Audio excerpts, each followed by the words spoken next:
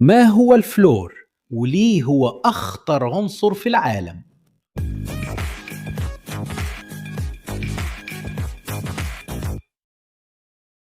ازيكم يا انجنيرية دي تلاتة؟ عمركم سألتوا نفسكم ايه هو أخطر عنصر كيميائي في العالم؟ يا ترى فيه عنصر تفاعله عالي لدرجة انه بالكاد ممكن نتحكم فيه؟ قادر يتفاعل مع أي حاجة يلمسها تقريبا، حتى معاك أنت. وكمان يا ترى نفس العنصر ده في شكل تاني ممكن يكون موجود في معجون سنانك أو في الحلة اللي بتطبخ فيها؟ النهاردة هنكشف الغموض ورا الفلور. عنصر مثير للاهتمام، زي ما هو مرعب وعنده سمعة إنه أخطر عنصر في الجدول الدوري. بس يا ترى هو فعلا كده؟ ولو فعلا كده ازاي الهندسة قدرت تروض الوحش ده علشان تجيب لنا فوائد رهيبة؟ بس في الآخر ايه هو الفلور؟ الفلور هو عنصر كيميائي بيرمزوا له بالرمز F ورقمه الذري 9.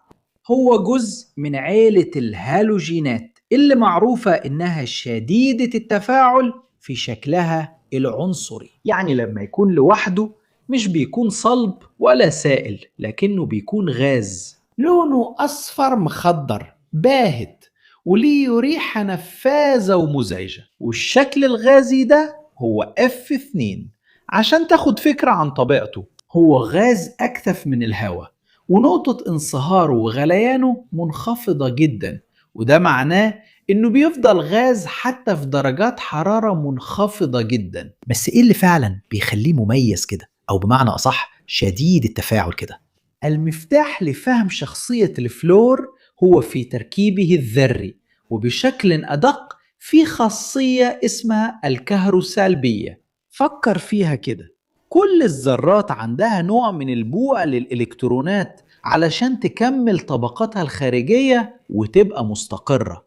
الفلور من بين كل العناصر هو أكتر واحد جوعان، هو عنده أكبر قدرة على جذب الإلكترونات، وده اللي بيخليه عامل مؤكسد قوي جدا. يعني هو بيسرق الإلكترونات من تقريبا أي عنصر تاني قبله، وبيعمل كده بقوة رهيبة. العطش ده للإلكترونات بيخليه أكتر عنصر نشط في الجدول الدوري.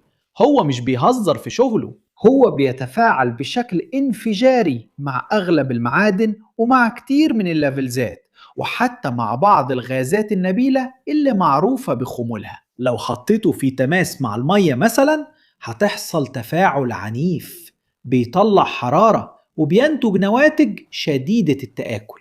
النشاطية الشديدة دي هي اللي بتخليه مصنف كعنصر خطير، لكن في نفس الوقت بشكل متناقض بتخليه مفيد جدا في تطبيقات كتير. ليه بقى العنصر ده بيعتبر خطير قوي كده؟ خطورة الفلور في صورته العنصرية اللي هي غاز F2 بتتعدى نشاطيته بكتير، لأنه غاز كاوي وسامن جدا. لو استنشق بيسبب أضرار شديدة للجهاز التنفسي، وبيؤدي لارتشاح في الرئة وممكن يوصل للموت كمان. ولو لمس الجلد بيسبب حروق كيميائية خطيرة، وكمان المركبات اللي بتنتج عنه ممكن تكون مدمرة بنفس الدرجة. واحد من أشهر النواتج الجانبية لتفاعلاته هو حمض الهيدروفلوريك، على عكس الأحماض القوية التانية زي الكبريتيك أو الهيدروكلوريك اللي بتسبب ألم فوري. حمض الهيدروفلوريك غبار، هو بيخترق الجلد من غير ما يسبب ألم كبير في البداية، وبيهاجم الأنسجة، والأخطر من كده إنه بيهاجم العظام لأنه بيسحب الكالسيوم من الجسم. التأثير البطيء والعميق ده ممكن يسبب أضرار عضوية خطيرة وتأثيرات عامة على الجسم، وده بيخلي التعرض لحمض الهيدروفلوريك خطر جدا وصعب في العلاج. قدرته على تآكل الزجاج مثلا بتوضح قد إيه هو مادة شرسة جدا. تخيل عنصر ما ينفعش يتخزن في إناء زجاجي عادي، بس هو فعلا خطر للدرجة دي؟ ليه الفلور مهم قوي للهندسة والصناعة؟ هنا بيكمن المشكلة الكبيرة، وهو مفارقة الفلور. تفاعليته الشديدة لما نتحكم فيها ونوجهها ممكن تنتج مركبات بخصائص مستقرة ومفيدة بشكل مدهش. السر بيكمن في ازاي بيرتبط بذرات تانية.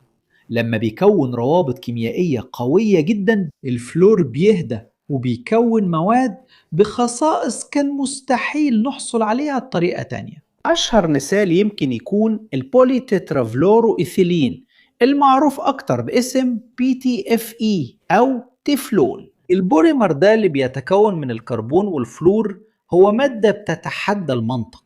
هو غير لاصق ومقاوم لدرجات الحرارة العالية، وكمان شبه خامل قدام تقريبا كل المواد الكيميائية. السحر بيحصل عشان الروابط بين الكربون والفلور قوية جدا، وده بيحمي السلسلة الرئيسية للكربون وبيخلي المادة مستقرة جدا ومش بتتفاعل، وده بيخليه لا غنى عنه في الأواني غير اللاصقة والطلاءات الصناعية وزرعات طبية وحتى في بدلات الفضاء. غير التفلون، الفلور ليه دور مهم جدا في صناعة أشباه الموصلات. صناعة المايكروشيبس مثلا بتستخدم مركبات فيها فلور في عمليات النقش أو الإتشينج اللي بتنحت دوائر مجهرية على رقائق السيليكون. من غير الدقة والتفاعل المتحكم فيه لمركبات الفلور ما كناش هنقدر نصغر حجم الكمبيوترات والموبايلات بتاعتنا.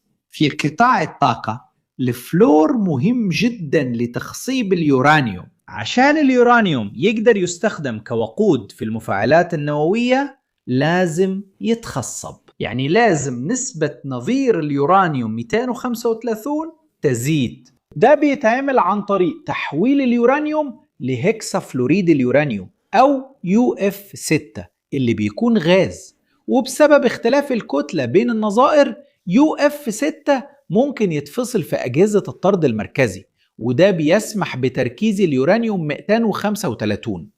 يعني الفلور عنصر أساسي في سلسلة إنتاج الطاقة، وده موضوع احنا اتكلمنا عنه قبل كده في فيديو تاني. بس استنى، الفلور اللي في معجون الأسنان هو نفس الفلور اللي بنتكلم عنه؟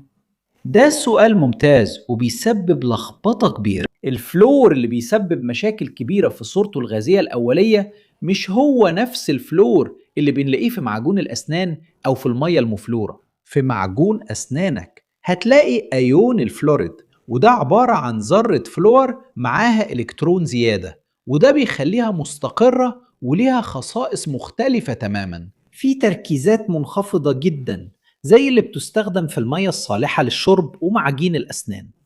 الفلوريد بيساعد على تقوية مينا الأسنان وبيخليها أكتر مقاومة للتسوس. ده مثال كلاسيكي على ازاي الجرعة هي اللي بتحدد السم، وازاي الشكل الكيميائي للعنصر بيغير خصائصه وتأثيراته بشكل جذري من غاز قاتل لحليف لصحة الفم. يعني الفلور هو أخطر عنصر في العالم في صورته الأولية الغازية. هو بالتأكيد واحد من أكثر العناصر تفاعلية وعدوانية، وبيتطلب احترام شديد وتعامل تحت أقصى شروط الأمان في الصناعة.